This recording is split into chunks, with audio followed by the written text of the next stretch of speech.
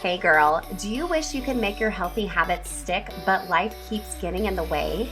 Are you tired of diet culture telling you to shrink yourself when you'd rather just find true food freedom, move your body for joy, and feel and look good in your favorite leggings? Then you're in the right place. Think of this as Atomic Habits for women. Hey, I'm Emily Nichols, habit and fitness coach, millennial mom, and Taco Tuesday enthusiast.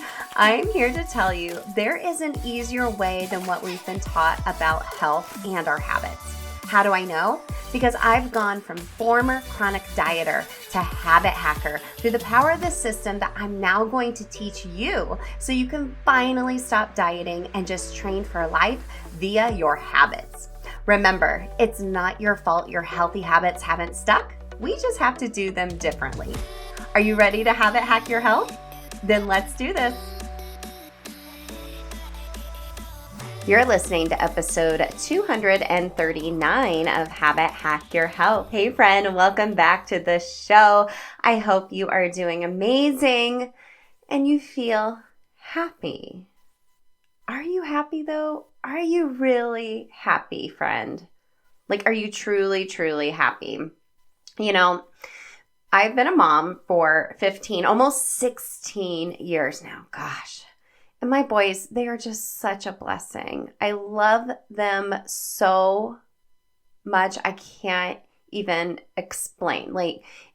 Looking at pictures of them when they were little babies and some of the things they used to say, so cute when they were little. We still say those words just like that today, even as they're preteens and teenagers and getting ready to drive. But y'all, they eat a lot. They're preteen and teenagers. So there's a lot of emotions and I carry a lot of their emotions with me. And I'm a professional Uber driver and I just hope I'm giving them all I got to ensure that they're well-rounded young men someday. I tell my oldest all the time, I'm like, look, dude, I don't know what I'm doing. I'm trying my best. I've never been the mom of a teenager, just like, God help us both, right? And we're also dealing right now as moms with comparison, right? Social media, it's not going away, right? It's here to stay. I've been really taking a different approach with social media. I really like watching reels and TikToks, and I've been having some fun over on my Instagram. Come follow me at Emily Nichols too. Trying to give more of tactical atomic habits for women over there, but also having some fun as well, and just being like, look, this is real life. But with social media just being so in the forefront of what we're doing, I mean, we're always scrolling on our phones, right? And we're seeing everyone's highlight reels of like their perfect families, their perfect, beautiful kitchens, their perfect bodies, from their perfect workouts, from their perfect meal prep. And we're not seeing the true picture of what their real life is like. And we find ourselves comparing and shoulding ourselves, right? And then let's not forget to mention all of the tabs open in our head, right? Like, did I schedule this doctor's appointment? Oh, I got to make this phone call. Did I respond to this email? I have this big project I'm working on. And oh, my son has a tab open for Schoology on there as well for a trombone test he has to do. That's just on my literal computer, but that's what my head looks like as well, right?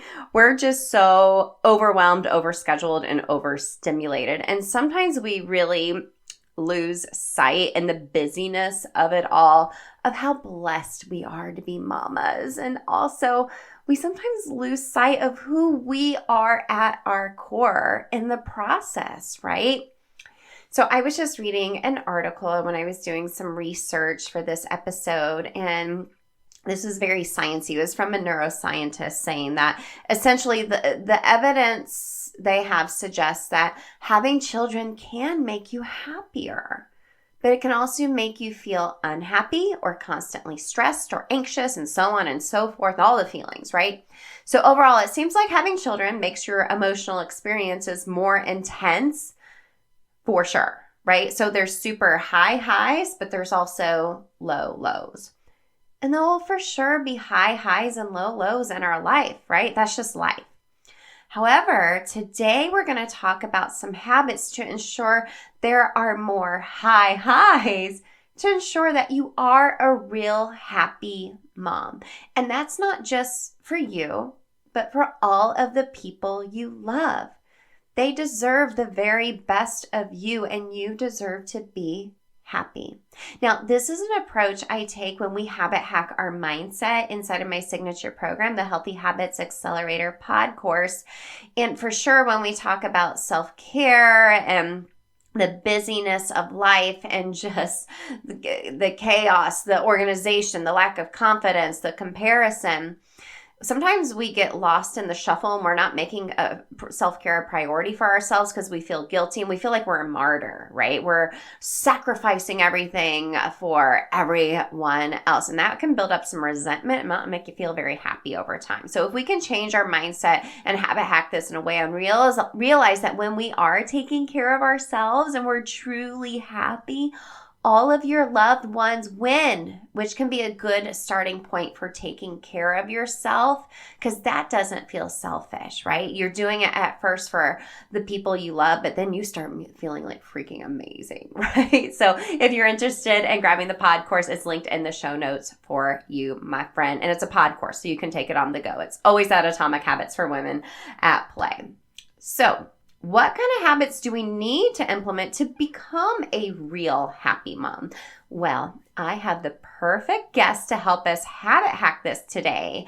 Toni-Ann is here from the Real Happy Mom podcast, and she's just so amazing. She's a full-time dentist, a reservist in the Navy. Like I said, a podcaster over at Real Happy Mom. Make sure to go listen to her podcast as you're listening today to Habit Hack Your Health. So she's a wife and a fellow boy mom that understands the struggle of juggling work and home. And when she's not working, she enjoys watching WWE and watching stand-up comedy. So I hope you feel seen after this episode and take these tips to heart from Toni-Ann that she'll be sharing with you, because you certainly, most certainly do deserve to be happy, my friend. So make sure to stick around to the end. I'll always share my 3 biggest takeaways for you. So get a pen and paper handy. Get ready to be real happy mama with Toni-Ann from the Real Happy Mom podcast. Let's go.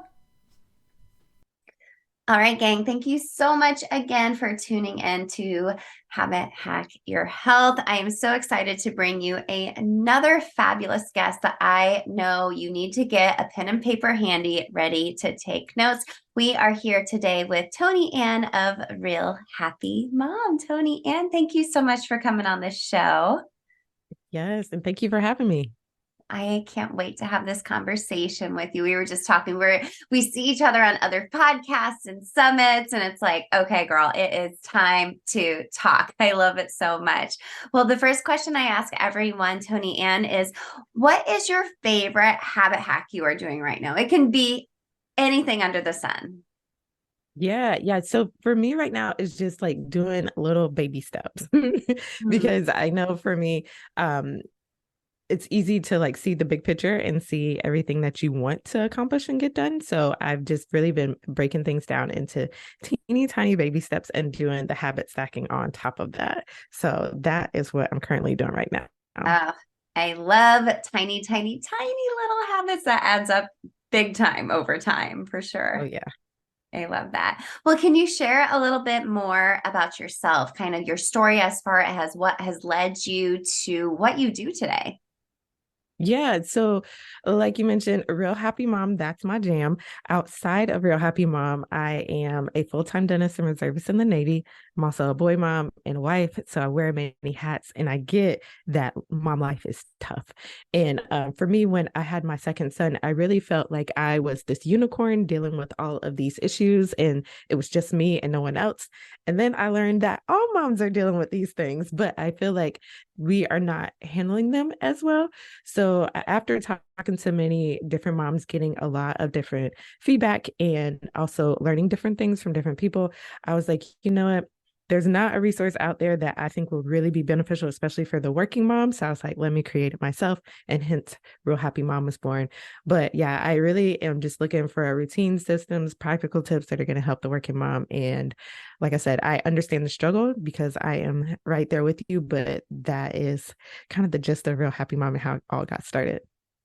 Girl, I feel you on all of that and all of the hats we wear, all of the plates we're spinning. And I'm a boy mom too. And that's just a whole nother level of Yes. craziness here at my house. So, how old are your boys? But they are 10 and 7, about to be 11. So yeah. Okay, my youngest just turned 12 and my oldest is 15. And I feel like I have to tell them all the time, like, boys, I don't know what I'm doing. I've never been a parent of a preteen or a teenager before. So, like, please give me some grace. I don't know what I'm doing. Yes. I was hoping that you would say it gets easier, but I see it's definitely more it's challenging. it's easier in like a different way. Okay. It's more like I feel like emotional stuff that starts coming Mhm. up. So just wait.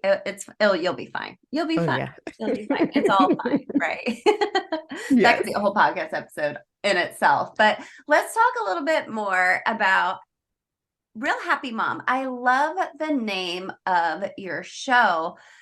But as I was putting together what I wanted to talk to you about today, I had this feeling in the back of my head and in my heart that maybe a lot of moms really aren't so happy because we're feeling just so chaotic and we take on the emotions of our kids and we're just so busy. I don't feel like we're really stepping back and enjoying being a mom. So I'm wondering if you feel that same way and what do you feel like it's just standing in the way of being a real happy mom?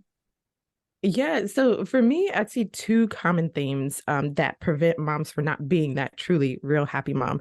And those two things are comparison and shitting on yourself. And I'm sure you've heard of both. Especially now with social media, it's so easy to look and see what other people are doing and compare yourself to what someone else has going on. So definitely that really takes away from the happiness that I feel like a lot of moms could have.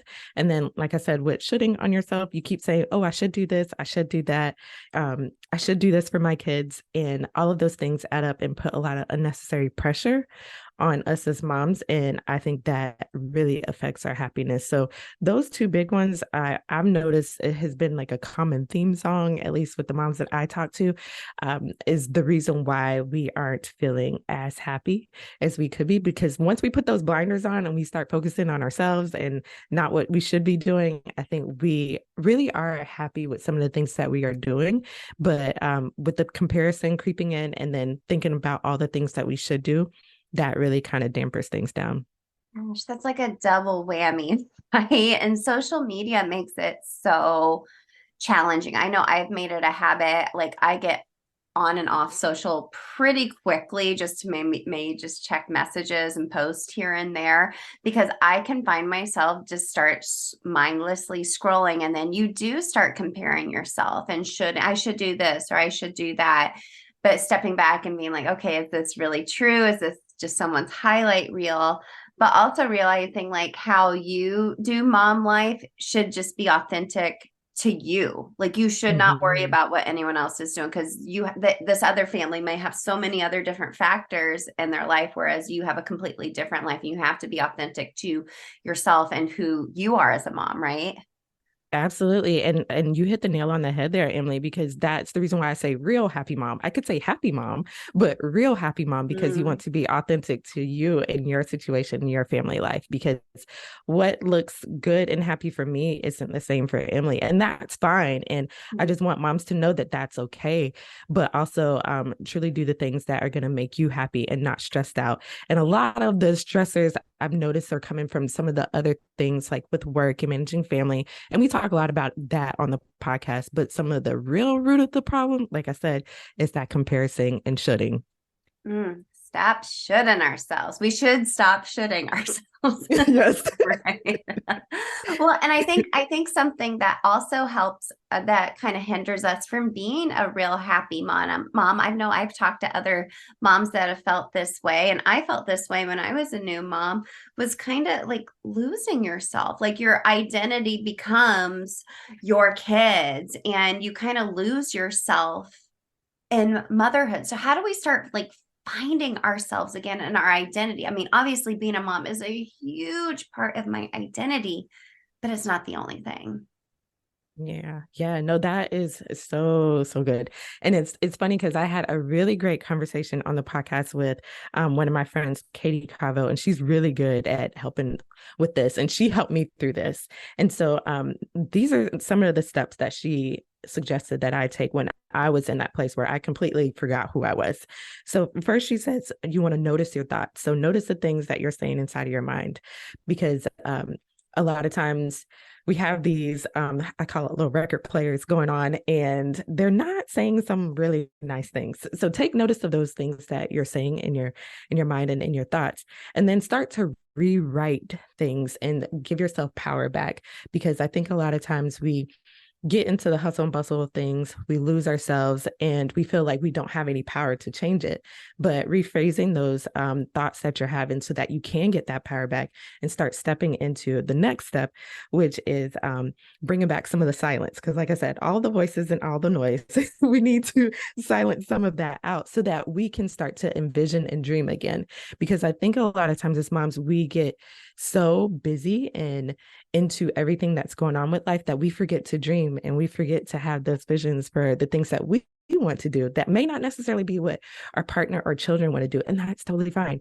But we forget to do that dreaming. And so there's a beautiful quote that Jen Sincero says, and she says that the invisible world creates the visible world. So we need that time to sit down and take time to create that dream and create that vision. And if you're really stuck and you're like, I don't even know what to dream about or what to do, I don't know what would make me happy, like think about what you did before you were a mom, like before the kids were around. What were some of the things that lit you up? And that will help you to start getting out of that rut of feeling like you're lost in motherhood. Gosh, I mean, yeah, we got to shut out those voices, all of the clutter. I always make it like you have all these tabs open in your head, and most of them aren't for you. They're for other people or for work or for clients. And sometimes you need to close those tabs out and just go back to who you truly are. Like movement was a big thing for me, where I was like, I'm just gonna go like walk by myself, and I'm like, it was like have silence and like fresh air and like downloads from God, or just nothing in my head. And like it helped me to be a little bit more clear, to like listen to those tiny voices or intuition that's like, oh, you should go try this, or you really like doing this, versus just the hustle and bustle of all the things, and then losing yourself, because it's so easy to do. And there's no guilt or Oh shame yeah. that we've all been there. Definitely. Well, like I kind of mentioned, the busyness. Oh my gosh. I feel like we are just so overstimulated. We're overscheduled. Our kids feel the same way as well. And I know you have mentioned you're a big believer in Sunday planning. Same. We teach this inside of our program, to sit down every Sunday and get a game plan for the week, and know that that game plan might change as well throughout the week as day by day goes by. So can you share a little bit more about that system and how it can help, kind of what categories to kind of look at without it being overwhelming? Hey girl, real quick, do you have a habit hacking question for me? Like, what healthy habit should you start with? Advice on creating your own habit loops? What is the Atomic Habits for Women philosophy? Or maybe you have a specific question about your food freedom, mindset, or movement habits? I got you. Go to bit.ly/habit hacking question. It's also linked in the show notes for you, and record a message to me with your question. If I select your question, I'll answer it live on the podcast for you, and I'll send you a habit tracker for doing so. Looking forward to hearing from you. Now let's get back to the show. Yeah. So the Sunday routine that I typically focus on are things that are going to help with eliminating all of the decision making that we have to during the week, so we can focus on what's actually important. And I know that you talk about this too as well. And if you're a long time listener of this podcast, and I'm sure you've heard Emily talk about decision fatigue. So my biggest thing is that I'm making so many decisions throughout the day. I don't want to waste my time or energy trying to figure out if it's stripes or polka dots, if it's going to be blue or green. Like, that's not important. I want to focus on what's actually important. So the Sunday routine is just really going to help with eliminating some of the extra time and energy on things that are not so important so that we can focus on things that are. So for me, it's 5 kind of core things that I want to make sure are ready to go once we close out the day on Sunday. It's so that I'm prepared for the week. And that's clothes, getting the clothes ready for the week, planning out meals. You can get into meal prepping. I'm not a meal prep guru. I've had to get a lot of help, but at least knowing what you're going to be preparing throughout the week, as far as meals, and then also clearing out your purse or bag, whatever you're using throughout the week, so that you're not creating or walking around with a lot of clutter and things that are unnecessary. And then lastly, planning out your week, which is really, really big and huge, which I know you probably talk a lot about that too, Emily. And then the final piece is restarting devices, because we rely so heavily on a lot of our devices. We want to make sure that they're running properly. So I always remind myself, we got to restart the devices so that we don't have things crashing or running slow and doing all that goofy stuff throughout the week. Oh, I need to do that. That's really smart. That's really smart. That's a good habit. Well, this is such a great habit to do. I feel like sometimes folks go either one way or another when it comes to planning, right? They're like, Mm-hmm. they do analysis paralysis, right? They like plan, but then they don't do anything. Mm-hmm. Or on the other end, they just do nothing. Like they don't even attempt to like pull out a planner or their Google Calendar or take a look or have a meeting with their spouse to talk about what's going on, because they're like, that's just too overwhelming. I don't want to do that. But your system seems super simple, like you said, just to kind of declutter your mind, reset the day or the resetting from this previous week into the new week. That way you're set up for success and you don't have to make decisions, because Mm-hmm. I think I read somewhere the other day that we make 35,000 decisions in a day. And I would say it is more if you are a working mom. I would say Yes. it's definitely a lot more. So if you can just take 5 minutes to do a Sunday routine where you are just planning for the week, you have a game plan, you communicate it with everybody who's in your house who needs to know. And then from there, you don't have to think about it throughout the rest of the week. You are good to go. And once that becomes a habit, it's something you won't even have to think about anymore. Absolutely. Yeah, I've noticed that when I'm constantly or in the habit of doing it, my life is so much better. And I know it may initially sound like a lot, but I promise you it goes by pretty quick and it will definitely make a world of a difference. I even like to set a timer sometimes, because when I sit down to plan, sometimes I'll be like squirrel, and I'll like pull an email will come up, and then I'll think, oh, well, I'm going to plan out like the whole month ahead right now because I'm in planning mode. And if I have the time, great. But sometimes I have to set a timer. Otherwise, I'm like, this is too much. I need to like actually set aside some time to like do some bigger life planning and goal planning versus just like, hey, girl, stay streamlined. Let's plan out your week for the week. So we're moving on from there. Yeah, no, I'm totally with you on that one. I'm the same because I love to get in planner mode. So when you're saying that, I was like, yep, me too. Yep. Yep. Well, and I like it to be an experience. So I'm a big believer. So I use my Google Calendar because I like to have, like a reminder of meetings coming up. Here's some of the information. I color code for like my kids' activities. I like just having the reminder about 10, 15 minutes before. So it gives me a reminder like, okay, I'm going into mom mode, or I need to get ready for an interview. But for like my actual healthy habits, I use a separate paper planner and I write all of that down and I incorporate it within my schedule on my Google Calendar. But I think it's good for me to keep like my healthy habits separate from all of the clutter of like work and my kids. That way it actually happens, right? And so you have to find a Mhm. planning system that works for you.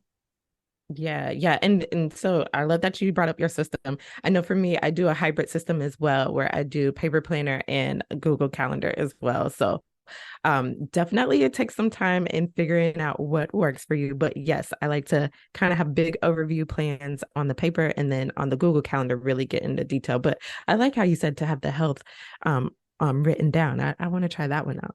Yeah, yeah. I've just had to, because I feel like my calendar then looks too cluttered, and that like in my brain that I'm like, "Ah," it's overwhelming. It's overwhelming. Yeah. Yeah, anything I can do, little tips or tricks like that. Because women, we have to do habits differently. And even thinking about like self care, like movement for me is self care. Thinking about what you can do throughout the week to take care of yourself and making self care a priority. It's not like a dirty word, it's not a bad thing to take care of yourself. And I think it's important to schedule some of that into your routine for the week to help you be a real happy mom. But I'm sure you notice this too. Moms struggle with self care because they feel guilty or they feel like they just don't have the time for it. So, what advice would you give to our ladies listening who think self care isn't something I should really prioritize? Yeah, no, definitely. I'm in this kind of series right now where I'm talking about more so energy management versus time management, just because I am in this really full season where my plate is overflowing. And the only way that I can make it through the season without burning myself out is making sure that I'm taking care of myself and my energy.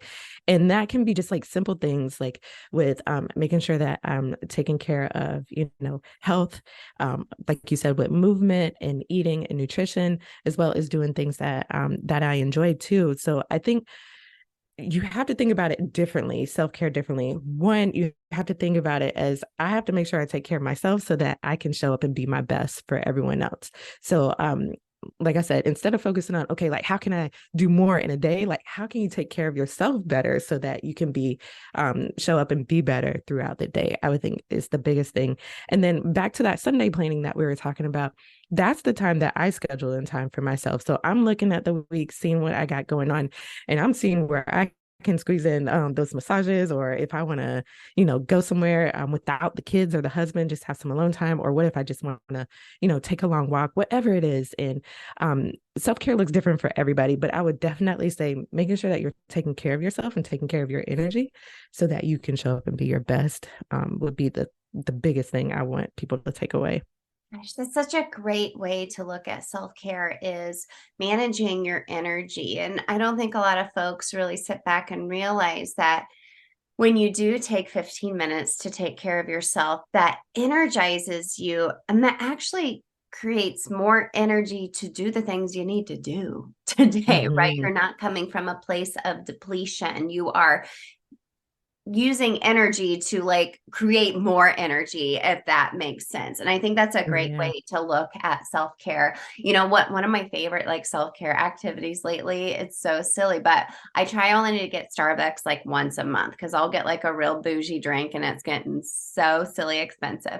But I'll go to get like my drink, I'll go through the drive-through. I won't do a mobile order, I'll go through the drive-through because I bring my dog with me because he wants to get a pup cup. And like so it's like a whole experience. I like order my coffee and I'm like, and I need a pup cup, please. And it makes me so happy to like give him that. Like that is like self-care to me right now, right? It doesn't have to be Yeah. crazy big. It can be so simple, but something that just makes you feel great and gives you energy. Absolutely. I am 100% there with you. Like I said, I will definitely take the walks and do all that, but it's also some fun stuff too that I need so that I Totally. can feel energized. So I'm glad that you brought that up with the whole experience at Starbucks. Well, that makes me a real happy mom, and like my family knows this about me as well. So, well, Toni, and I could just keep talking to you forever and ever, but I think this conversation has been so important and so impactful. I know everyone is taking a lot of notes. Where can everyone connect with you and listen to your show and find out more about you? Yeah. So, and wherever you're listening now, just type in Real Happy Mom in the search bar. You'll find me there and the podcast there as well. And I have something special for you since you are listening to this episode with me and Emily. If you go over to realhappymom.com/habit hack, I will have something special for you there. That is just for you for listening to this podcast episode. Super. And we'll make sure to link that in the show notes as well. So, Toni-Ann, thank you so much for this conversation. I'm so glad we finally got to chat.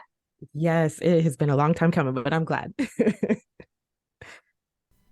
Toni-Ann, thank you so much for this conversation. My friend, I hope you feel real happy and all the good feelings after listening to today's show. Now, as always, let's get into my three biggest takeaways from this conversation with Toni-Ann from Real Happy Mom. So the first one is a real happy mom means being authentic to you. Be authentic and genuine to you and your life. in your family. Like we mentioned early on in our conversation, social media has really led to us comparing ourselves to others and shoulding ourselves and thinking of these high expectations we have for ourselves as mom and what we should be doing. And that can take away a lot of joy and happiness from your life. And sometimes we have these voices in our head and we need to silence them. Right? We have to silence them and the stories we're telling ourselves and these expectations we had, and really meeting yourself where you're at in this season of life that you are in right now, right? There's going to be hard seasons in motherhood. Like when I think back to when my boys were itty bitty babies and we were up all the time with them and sleep deprived, like that was really hard, and that could affect your mental health and how joyful you're feeling about that experience. But also now sometimes I'm not sleeping well because I'm worried about like they're teenagers. Like, girl, it's a whole nother level now as well. But I can't let that loop play in my head thinking I'm not doing a good enough job as a mom, and really thinking about the facts sometimes versus the feelings. Like my boys are very responsible. They're respectful. They're so polite. They make good grades. Everyone tells me how amazing they are. So sometimes you need to stop what the loop in your head is saying. It's like, oh, maybe I'm not doing so good. You're doing great. You're doing great. So switch that loop in your head. And I love how Toni-Ann and I talked about as well.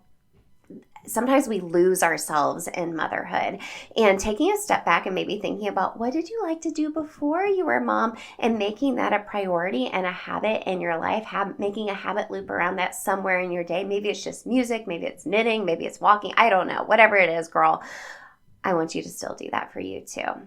Next is let's close some tabs, right? We have so many tabs open in our head, and that can lead us to feeling just so exhausted, so overwhelmed, so overstimulated. So I love how she mentioned doing Sunday planning so it doesn't feel so chaotic. I loved her ideas as well, like thinking of your clothes, your meals planned out for the week, and I love how she also mentioned too, like, hey, I'm not doing like a big meal prep. Like she just has an idea what's coming on. That's a big thing that we talk about inside of the accelerator, because like I can't do like 3-hour meal prep Sundays and all the dishes. We just don't have time for that. Like cleaning out your purse or your bag, planning out your week, restarting your devices. These are really great ways so you can lead to less decision fatigue. We got all those tabs open. So by just taking like 15 minutes to do a little Sunday planning, we do a Sunday reset inside of the accelerator, and we have the habit hacking trifecta where there's 3 habits you're just planning out for each week as you're just getting started on your healthy habit journey. It takes away that pressure and that overwhelm. And lastly, energy versus time management as a form of self-care. Self-care is so personal to you, and making time to take care of yourself will, like I mentioned early in our episode, benefit everyone else you love around you too. And that might be a big motivator for you to get started. And if you need a few ideas, grab my free self-care checklist at bit.ly/freebie. Self-care checklist is linked in the show notes for you too if you're driving or if your hands are wet because you're washing your dishes. I have that available because there's some ideas on there as far as like what self-care could look like, but also a checklist to help you track them as well, which is obviously one of my favorite habit hacks besides habit loops as well. So I hope you take this episode to heart and know that, girlfriend, you are meant to be happy and you deserve to be happy as well. So Toni-Ann, thank you so much again for this conversation. Go listen to her podcast. I linked everything Toni-Ann in the show notes so you can connect with her as well. I'm so proud of you for listening to this episode. And again, I hope you take it to heart because you deserve to be real happy. I'll see you later this week. Hey girl, real quick before you go, did you know I have a secret podcast where I talk all about why most habit strategies don't work for us women? Spoiler alert, it's not our fault. Visit bit.ly/atomic habits for women. It's linked in the show notes to access my secret podcast series and have your biggest aha moment about why and how women have to do habits differently. And if you love the podcast, the number one way you can thank me is to leave a rating and review in iTunes. That way more mamas can find the show. Love and appreciate you, friend. We'll see you next time.